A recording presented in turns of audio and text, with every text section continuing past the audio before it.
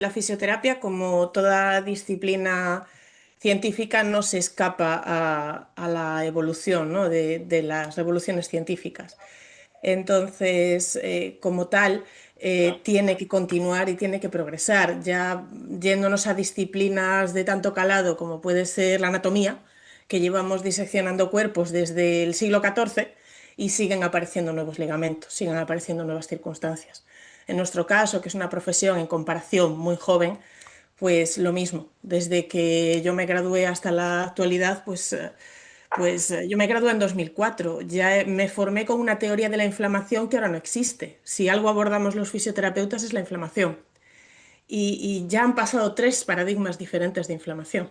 Entonces es lógico que si nuestra estrella para abordar es la inflamación, en este caso, por poner un ejemplo, y la inflamación cambia, las teorías sobre la inflamación cambian, la manera de abordarlo también va a cambiar directamente.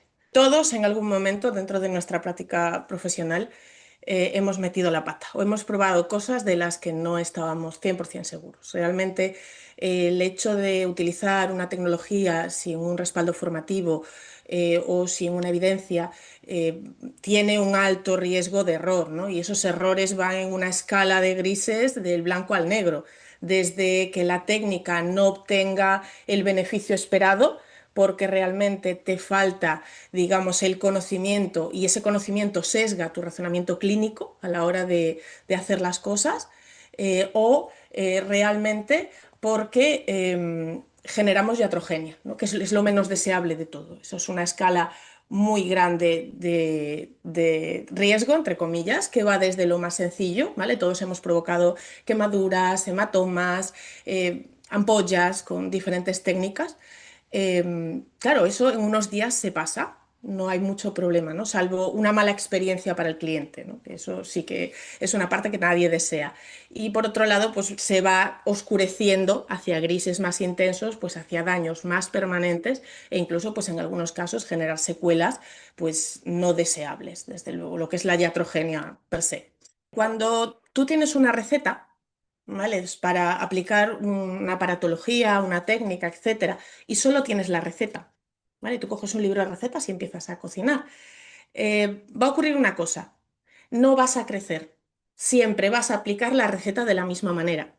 Y la mayor parte de las veces es que no te vas a preguntar por qué no ha funcionado la receta. Le echarás la culpa a cualquier otra cosa, pero no a tu receta. El razonamiento clínico en nuestra profesión es esencial.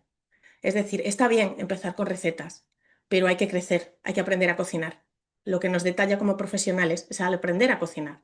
Al hilo de lo que hablábamos anteriormente sobre que la disciplina crece y evoluciona con la ciencia, las recetas duran un tiempo.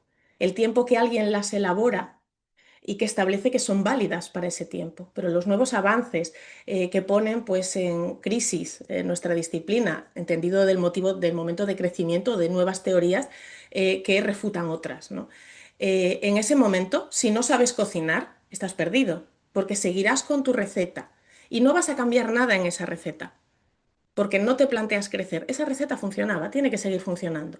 Entonces, quizás esa falta de interés, de evolución, etcétera, es la principal diferencia entre aplicar una tecnología con un respaldo, bien sea en formación, bien sea en avances, puede ser autodidacta, ojo, no tiene por qué ser específicamente a través de formaciones regladas, que no siempre las hay, sobre todo cuando hablamos de aparatología muy novedosa.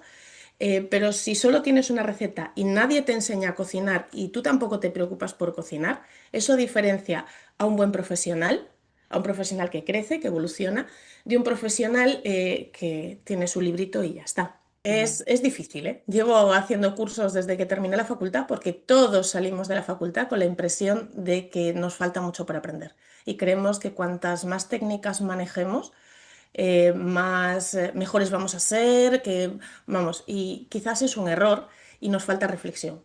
Corremos a formarnos en 100.000 cosas y nos falta reflexión y nos falta una cosa importante y es pensar por qué queremos adquirir ese curso. Si es una motivación personal, yo he hecho cursos por motivación personal. Simplemente sabía que no lo iba a utilizar, pero ampliaba ciertos aspectos de mi formación, de mi manera de ver el trabajo, por inquietud personal, etcétera. He hecho también cursos de cosas novedosas, para saber pues qué es lo último, qué es lo nuevo, qué es lo que hace otra gente, para poder reflexionar sobre eso y ver si interesa pues profundizar un poco más o menos dentro de esa práctica profesional y si la puedo incluir. Y quizás el más importante para mí debería ser realmente, sobre todo como propietaria, ¿no?, de un centro, si es rentable. ¿Cuáles son los problemas que tienen mis 100 últimos pacientes? ¿Y cuál es la mejor manera que la evidencia dice que los puedo mejorar? Entonces, invertiré en esa formación porque realmente me es rentable. A lo mejor a mí me apetece mogollón investigar sobre la rehabilitación de los astronautas tras bajar de los cohetes, ¿no?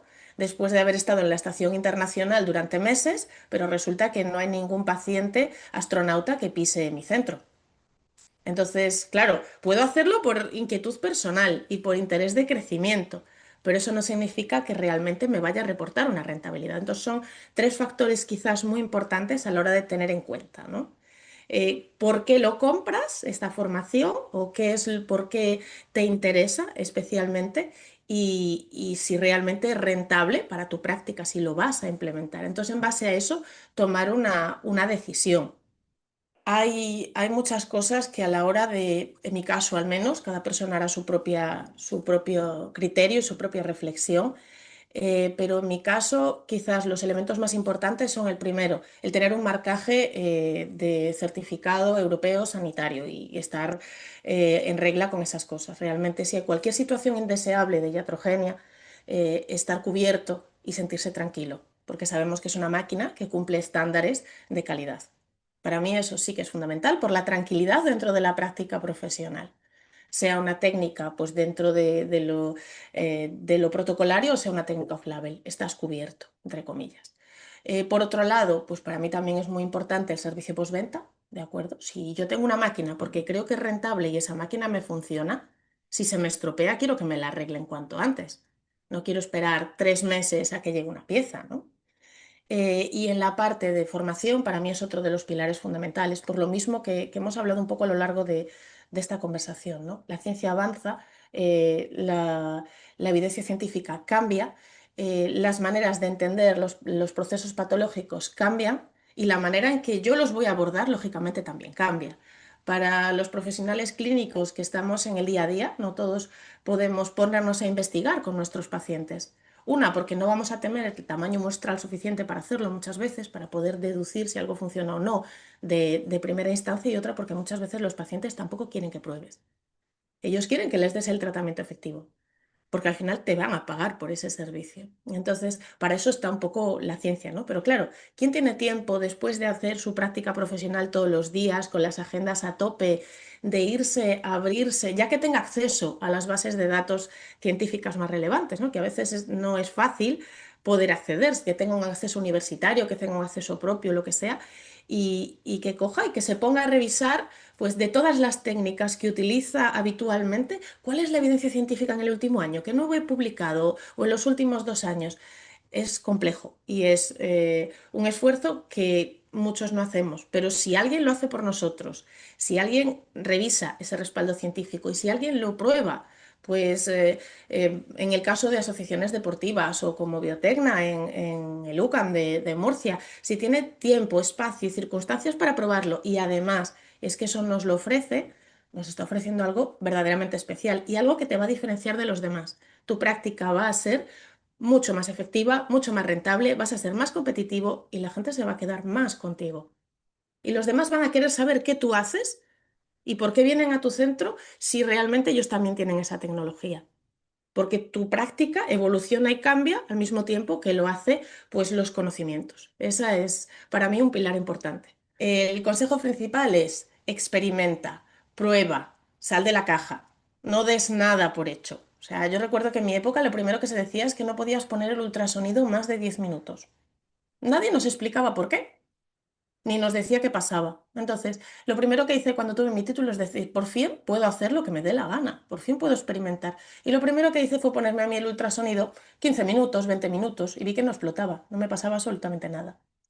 Entonces, cuestiona lo que te digan, cuestiónalo por ti mismo, no prejuzgues realmente. Y cuestiónalo no desde una crítica destructiva, sino con los ojos de la curiosidad. A veces hay cosas que no nos gustan, porque de entrada, pues quien nos ha explicado, quien nos ha formado, no ha sabido llegar o no ha sabido enseñarnos lo bien que domina esa técnica, porque puede ser muy buen profesional, pero mal docente. Entonces, realmente cuestiona aquello que no te gusta, con los ojos de la curiosidad, aprende, porque muchas veces no nos gusta por falta de conocimiento. Muchas veces lo obviamos porque nos horroriza y al final cuando llegamos a conocer esa técnica in situ, puede que nos enamoremos o no, pero desde luego la vemos de otra manera. Y sobre todo, y fundamental, reflexiona sobre lo que estás practicando, reflexiona sobre tu práctica clínica. Párate un poquito y piensa, aquel paciente que no ha funcionado, ¿por qué no te ha funcionado? Aquel paciente que, pues no iba, jo, pues es que, ¿por qué? Voy a buscar otra opción, voy a buscar reflexión, ¿en qué te has equivocado? ¿Qué has dosificado mal? Haz una práctica responsable, porque esa es la manera de crecer profesionalmente. Y después dejar el ego aparte. Dentro de esa reflexión, el ego queda aparte.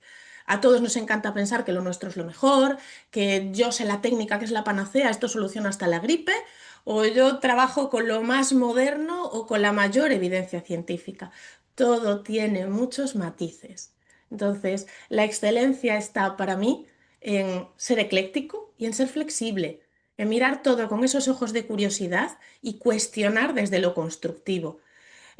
Cuando yo me formé, pues yo me gradué en 2004, creo que no me equivoco si digo que el 50% de lo que aprendí no lo estoy usando. Claro, porque no me funciona, porque no es la adaptado para mis clientes, pero a veces me llega ese cliente que se sale de la estadística con el que esa evidencia no es útil y me lo replanteo. Y me replanteo qué hacer y a lo mejor cojo aquel ultrasonido que tiene una evidencia de churro y se lo paso y consigo que mejore.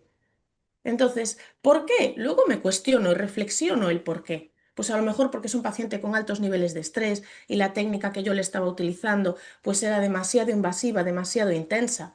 A veces cuando terminamos la carrera creemos que tenemos que influir en el proceso mogollón. O sea, es como llevar ahí el proceso como un niño de la mano, ¿no? A veces simplemente tenemos que recordar que el cuerpo tiene un cierto poder autocurativo, que sabe curar por sí mismo, que a veces se despiste. Y nuestra tarea es susurrarle al cuerpo o a ese tejido o a ese sistema nervioso o a ese sistema inmune a dónde queremos que vaya. Porque él el camino ya se lo sabe. Entonces, un poquito mi consejo va por ahí. Con la frase de experimenta, prueba, sal de la caja, busca lo que te gusta, pues engloba un poco todas esas circunstancias, ¿no?